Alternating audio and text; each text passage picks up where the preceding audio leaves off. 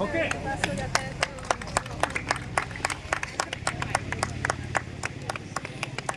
Recording on हाँ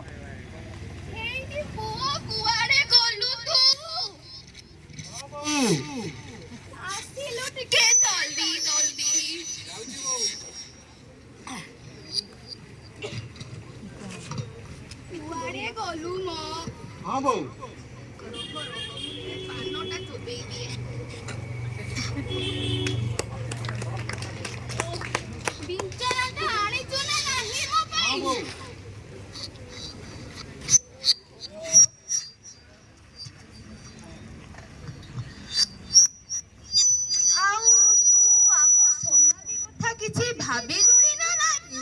माने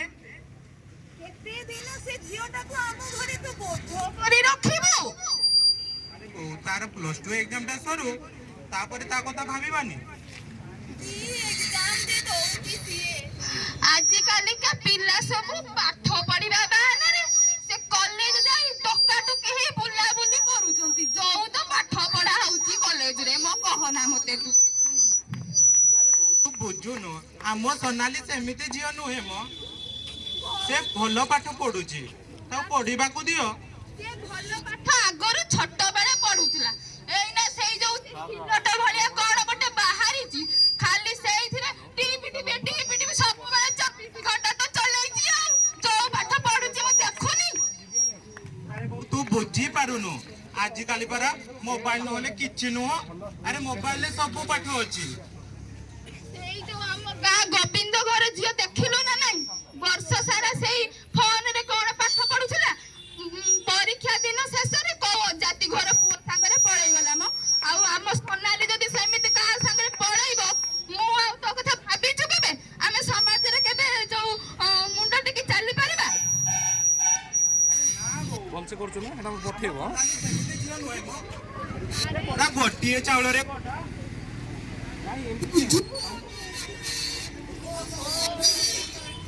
घरे लिखे मते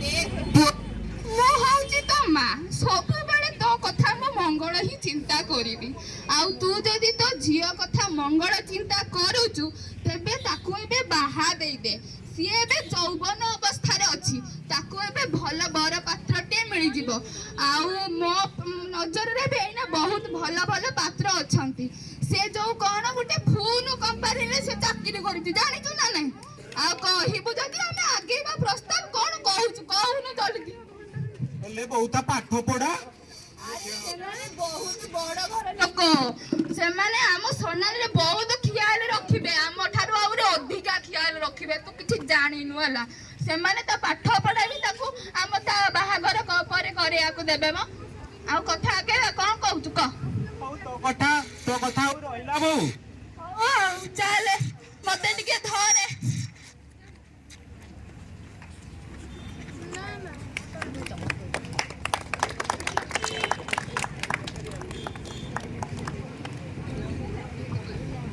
समाजर यही जो किसी हीन कथा रही जहाँ द्वारा नारी मानक अल्प बयस विवाह कर दौरान तो से भाव में यह परिवार मध्य एपरी परिस्थिति घटी विवाह संपूर्ण होती सोनाली यापर ता शाशुघर दृश्य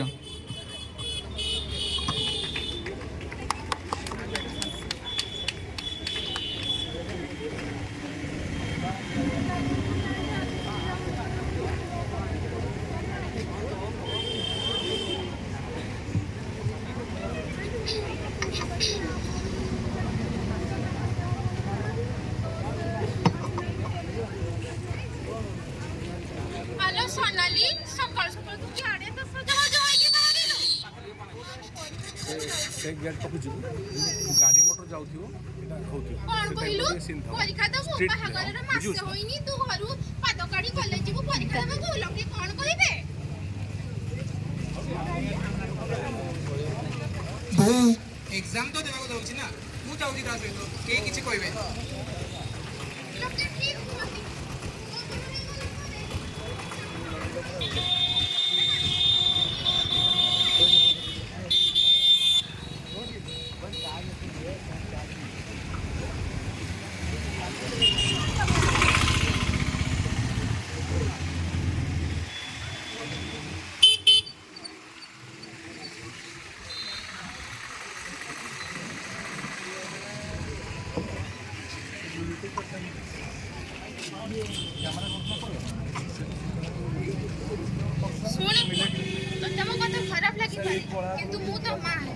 ବି ତ ମଙ୍ଗଳ ପାଇଁ କହିବି। ତେଣୁ ତୁ ସୋନାଲି ପାଠ ପଢ଼ା ବନ୍ଦ କର। ତୁ କେବେ ଭାବିଛୁ ସେ କଲେଜ ଯିବ ପାଠ ପଢ଼ିବ ଲୋକେ ସାହି ପଡ଼ିଶା କ'ଣ କହିବେ ତ ସାଙ୍ଗମାନେ କ'ଣ ଭାବିବେ ଆଉ କାଲିକା ଟଙ୍କା ସହିତ ମିଶିଲେ ତୁ ମୁଣ୍ଡ ଟେକି ରାସ୍ତାରେ ଚାଲିପାରିବୁ ତ? ତେଣୁ ମୋ କଥା ଗୋଟେ ଗୁରୁତ୍ୱ ଦେଇକି ଭଲକି ଭାବିବୁ। ଆଉ ମୋର କ'ଣ ଅଛି ମୁଁ ତ ଆଜି ଅଛି କାଲି ନାହିଁ। ତୁମ ସଂସାର ତୁମେ ବୁଝିବ। ଏଇ ନିଅ ପାଣି।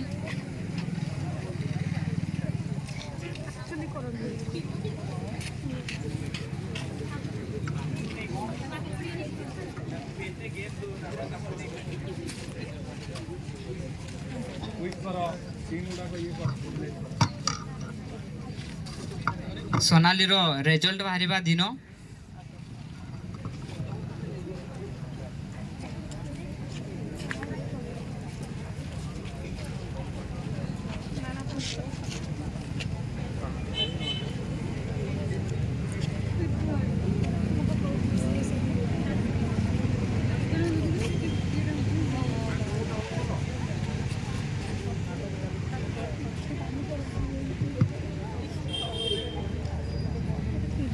सोनाली सोनाली जल्दी आस मोर टाइम है ऑफिस पे ଯାଉଛି।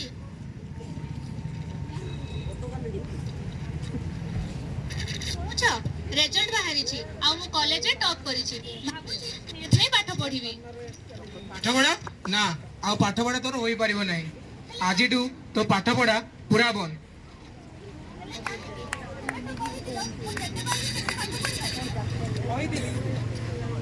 सेतेबेले परिस्थिति अलगा थिला आ वर्तमान परिस्थिति अलगा तेणु आज तो पाठ पढ़ा पूरा बंद तू जदि पाठ पढ़िबू बाहर साई पड़ोसा लोक कोन कहबे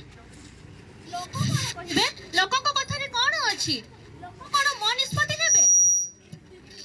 ଏଇଟା ତ କିଛି ବଡ଼ କଥା ନୁହଁ। କ'ଣ କହିଲୁ? ତୋ ପାଇଁ ବଡ଼ ଲାଗିପାରେ କିନ୍ତୁ ତୋ ପାଇଁ ଛୋଟ ଲାଗିପାରେ କିନ୍ତୁ ଆମ ପାଇଁ ଏଇଟା ବଡ଼ କଥା। ତେଣୁ ତୁ ପାଠ ପଢ଼ା ନିଶା ବନ୍ଦ କରି ଘର ସଂସାରରେ ଧ୍ୟାନ ଦେ। ମୁଁ ଆଗକୁ ଯିବାକୁ ଚାହେଁ। ମୋ ନିଜ ଗୋଡ଼ରେ ନିଜେ ଛିଡ଼ା ହେବାକୁ ଚାହୁଁଛି ଆଉ ମୋର ଗୋଟେ ସ୍ୱତନ୍ତ୍ର ପରିଚୟ ସୃଷ୍ଟି କରିବାକୁ ଚାହୁଁଛି। ଚୁପ୍ କର। ତୋ ନିଶ୍ଚୟ ତୋର ଭାଷଣ ଶୁଣିବାକୁ ମୁଁ ଏଠି ଠିଆ ହୋଇ ନାହିଁ। ତୋତେ ଯଦି ପାଠ ପଢ଼ିତେ ଇଚ୍ଛା ଥିଲା ତେବେ ତୁ ବାହା ହଉଥିଲୁ କ'ଣ ପାଇଁ? ପାଠ ପଢ଼ିଲୁନି? ମନେ ରଖିଥା ସ୍ତ୍ରୀର ପରିଚୟ ସ୍ୱାମୀ ପରିଚୟରେ। କିନ୍ତୁ ମା ମୁଁ ପାଠ ପଢ଼ି ଚାକିରି କଲେ ଆମ ଭବିଷ୍ୟତ ଉଜ୍ଜଳ ହେବ। ଉଜ୍ଜଳ ହେବ ନା କଳଙ୍କିତ ହେବ? ତୁ ଯଦି କଲେଜ ଯିବୁ ପାଠ ପଢ଼ିବୁ ଏ ସାଇ ପଡ଼ିଶା ତତେ ଚରିତ୍ରହୀନ କହିବାକୁ ପଛେଇବେନି। ମନେ ରଖିଥା। ତେଣୁ ପାଠ ପଢ଼ା ଛାଡ଼ି ନିଜ ସଂସାର ବଢ଼ିବାରେ ଧ୍ୟାନ ଦେ। ମା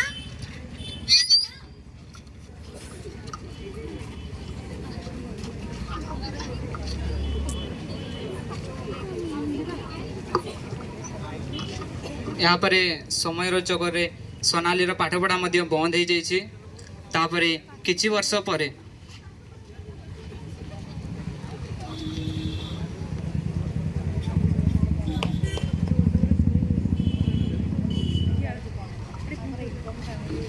ଆଲୋ ସୋନାଲି ମା କୁଆଡ଼େ ଗଲୁ? ମା ଯାଉଛି।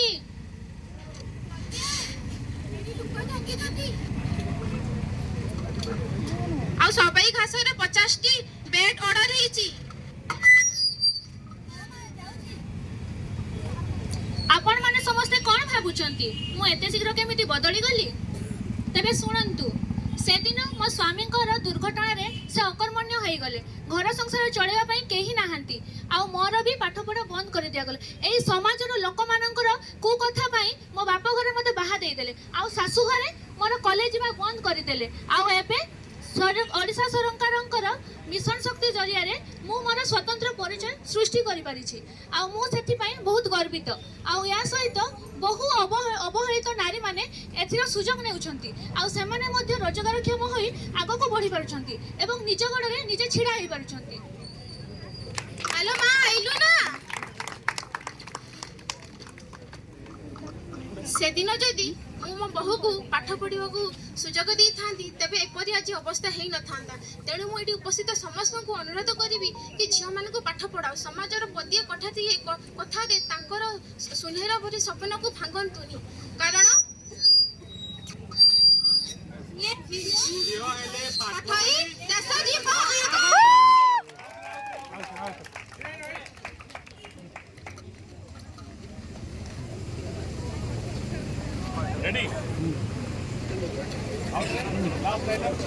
କାରଣ ଯଦି ଝିଅ